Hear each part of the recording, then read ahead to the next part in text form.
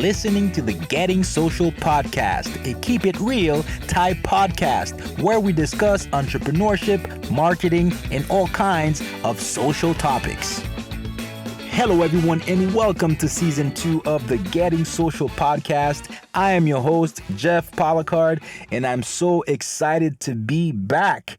It's been a while, 2.5 months to be exact. So after 14 episodes in season 1, we are now on episode number 15 in season 2.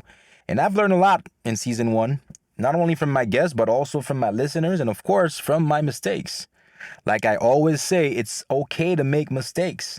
Learn from them, get better, and move on.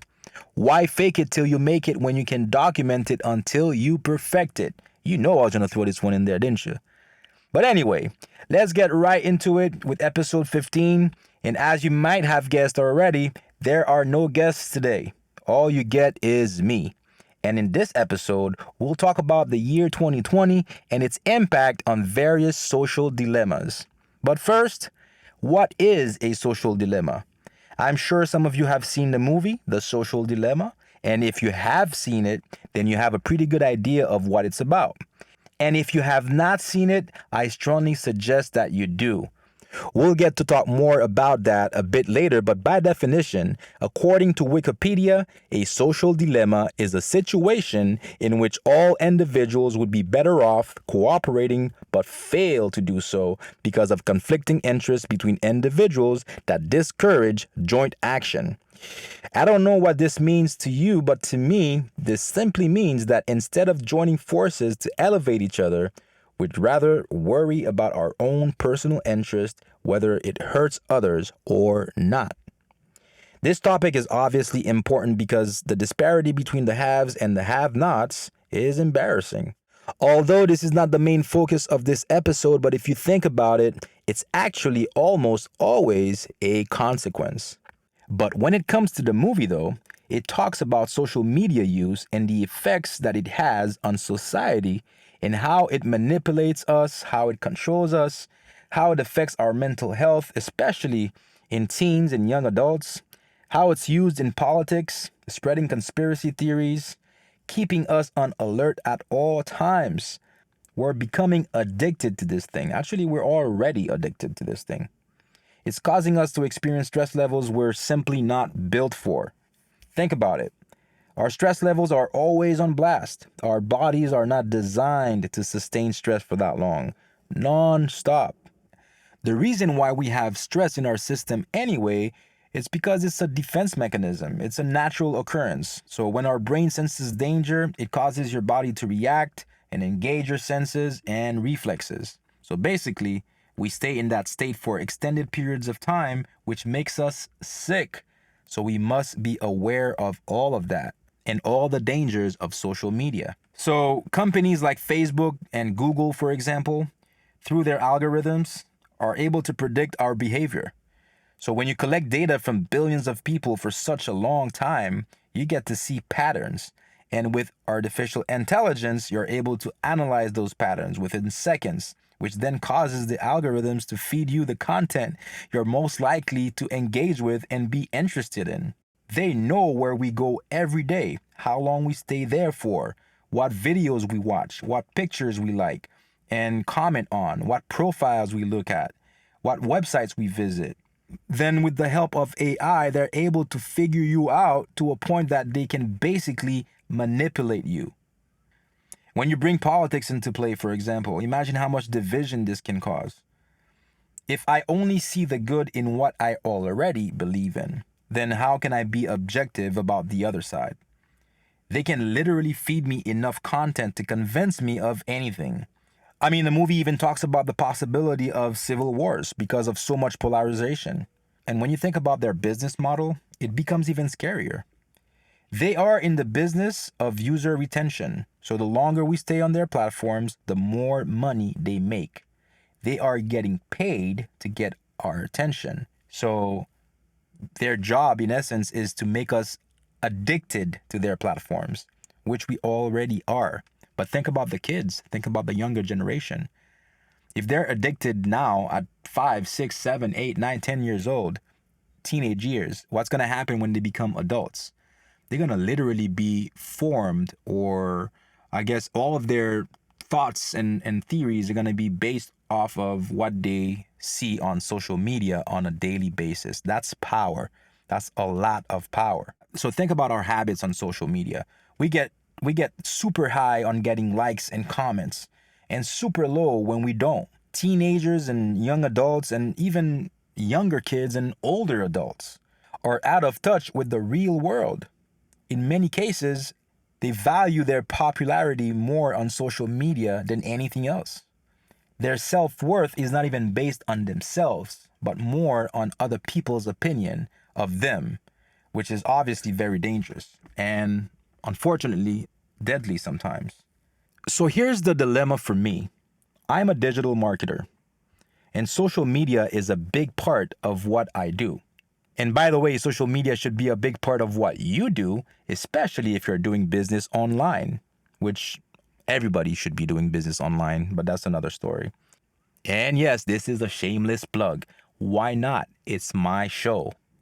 We do an amazing job with our clients, so we gotta let you know that in case you or someone you know might need it. So why is it important anyway? Let's start with half the world is on social media. That's about 3.5 billion. And the other half probably represents babies, older people, and people who have no access to the internet. So it's basically everyone. Here's another interesting stat for you. Most people would think that the younger generation is more active on social media. False. The generation that uses social media the most is actually the millennials, with 90% of them being on social media. 90%. It's followed by 78% of Gen X's, and then about half of baby boomers. Another eye-opening stat, on average, we spend about 3 hours per day on social media. That's almost a quarter of our time if you remove sleep time. That's crazy. No wonder they control us. And here's a business stat for you, for those who are still thinking if social media is right for their business. More than half of online shoppers check social media to research products. And these numbers are going to continue to go up, especially when you take today's landscape into consideration. So that brings us to 2020, a year that many of us would like to erase from our memory for so many reasons. But let's talk about its effects on but let's talk about the effects that 2020 had on us, both as a society and in business. According to studies, about half of the population has said to have increased their social media use. So here you go. I actually think it's more than that. Maybe the other half just won't admit it. One thing is for sure, we've all increased our virtual meetings. I know I have. Through that process, we now know that we don't necessarily have to travel for business meetings. And before I get crucified by the airline industry, I do value in-person meetings. I think we strive as human beings in the presence of others. There's a different level of energy. We feed off of that energy, but maybe we don't need that every time. We get to save time, hassle, and money. Now, when you factor in social injustice and how much this meant to so many of us, and rightfully so, it really kept us hooked on our phones, arguing with people about why our perspective is better than theirs. But again, this is how social media can control us. I would find myself sometimes waking up in the middle of the night, grabbing my phone and checking on the latest updates and what was said on my post. I would wake up in the morning and the first thing I do is reach for my phone again for the same reasons. That's bad. That's horrible. Why let our phones and social media dictate how our morning mood is going to be like? So now I try my best to not even look at social media until a certain time. But sometimes I still do, especially recently with the elections. Crazy.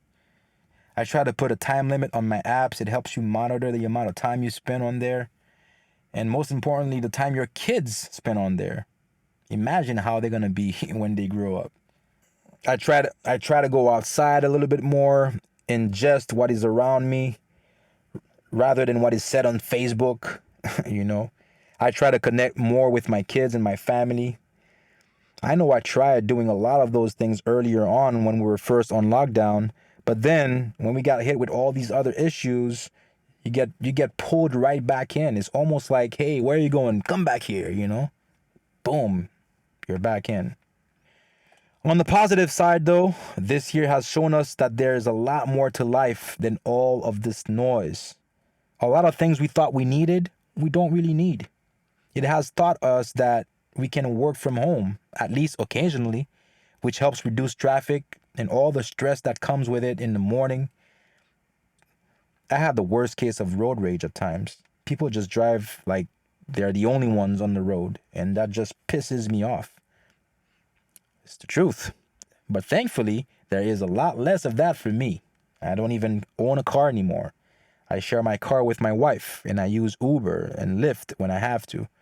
Saves me money, time, and a whole bunch of headaches. So maybe 2020 happened to teach us some things.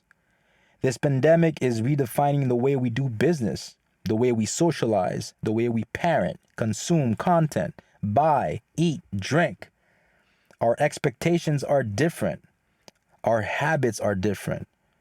So we should all see these things as indications for us to adapt and find pockets of opportunity. So look deep within.